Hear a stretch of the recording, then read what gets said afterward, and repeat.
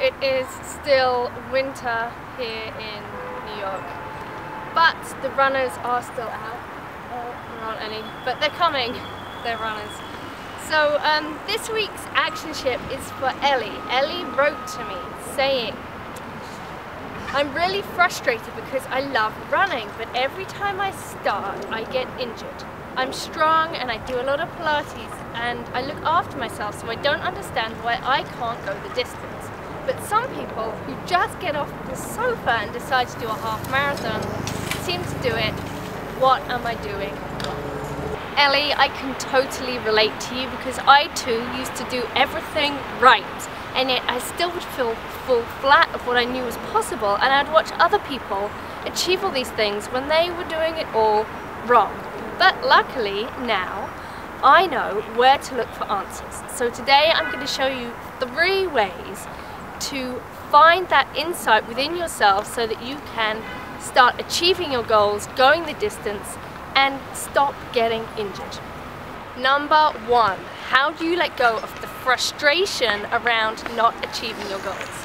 So just for a moment, connect into what it feels like when you think about the fact that you can't run, you keep getting injured, your hip flexors are tight, and all these people around you are able to do it. And just feel what that feels like in your body.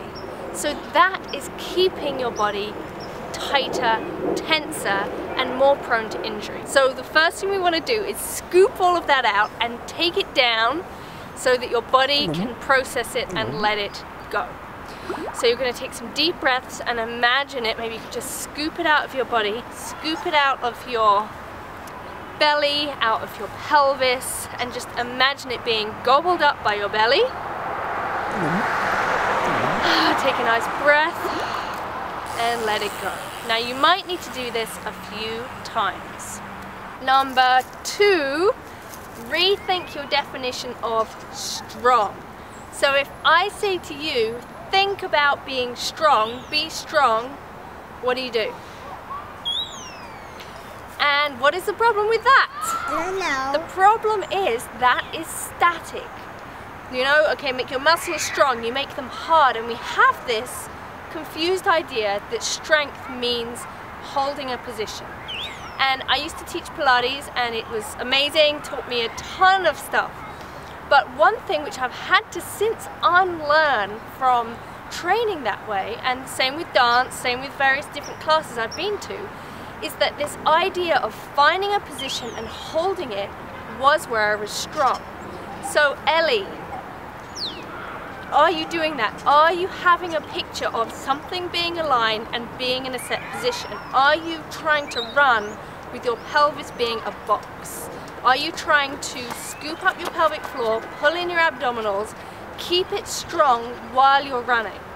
And if you are, this might be one of the keys as to why you keep getting injured.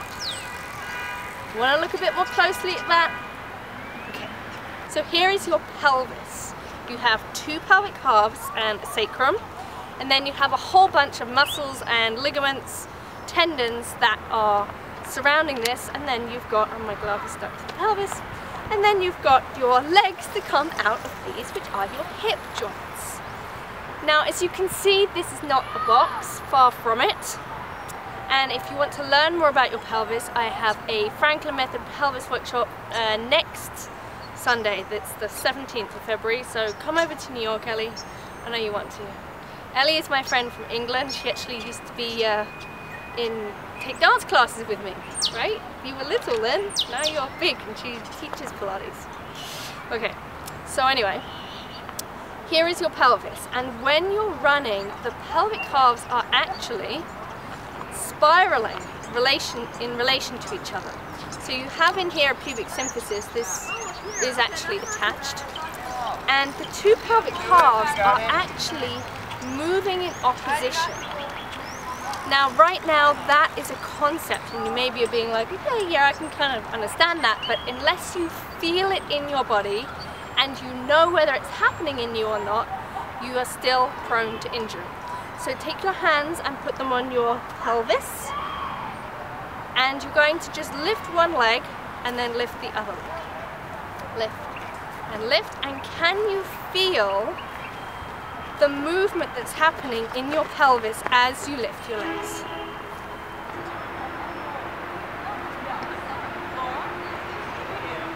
So this is Laurel. She is a runner, just running around the park, and she is going to come and help us and see if we're going to have an improvement from understanding the pelvis and really feeling that elasticity. Happen chance that we came this way. So I'm very aware of my pelvis, and I know I have a lot of knee problems if I'm not really conscious of how I'm moving my body. So it's a very active activity for me. Awesome. So how do you imagine, or how do you need to think about your pelvis for it to feel like safe, or like for your body to be happy and your knee to be good? I feel like it's not necessarily that it needs to be tucked, but I need to be engaging my core muscles, and when I do that, I can feel it just kind of abduct forward. Okay.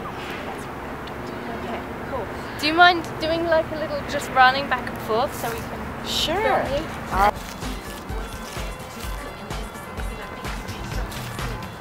So, Laurel's a midwife, so you know about the pelvis. I do. So I just happened to be bringing my bones to the park.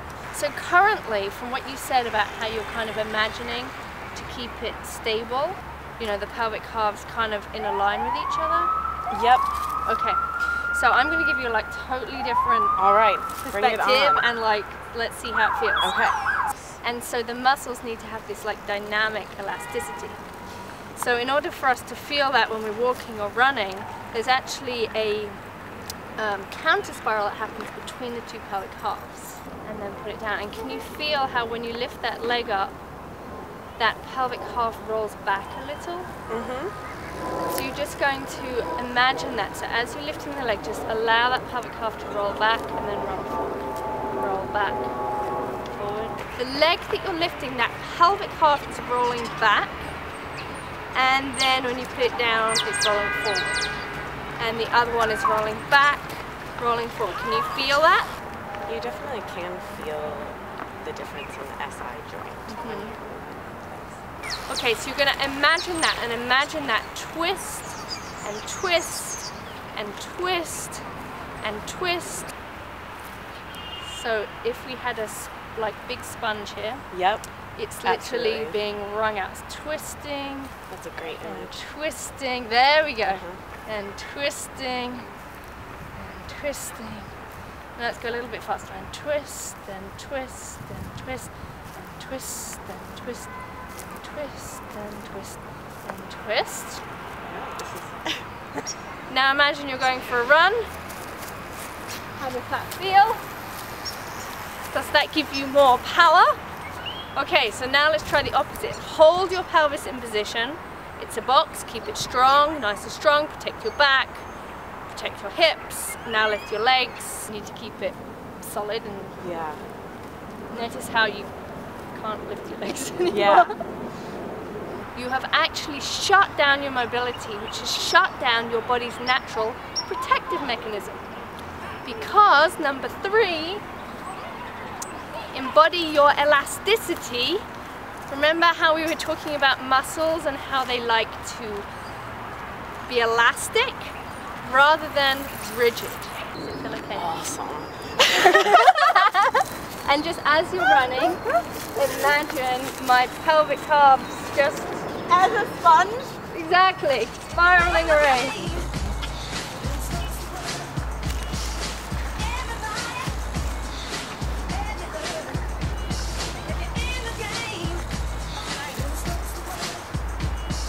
That's definitely something we're being conscious of. Totally. Yay! Yay, that's awesome. Sick of you. Let's do more stuff. Yeah. All right. I Laurel. love that story. So how awesome was that? Thank you, Laurel.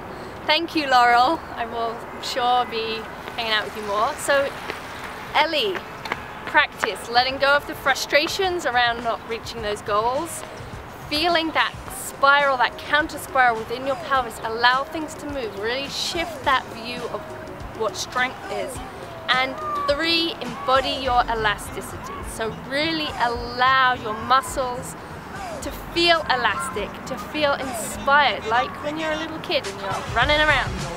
So go, try those on, run around your house, write me a comment, like this video, share it with all your friends, and I'll see you next week. Bye.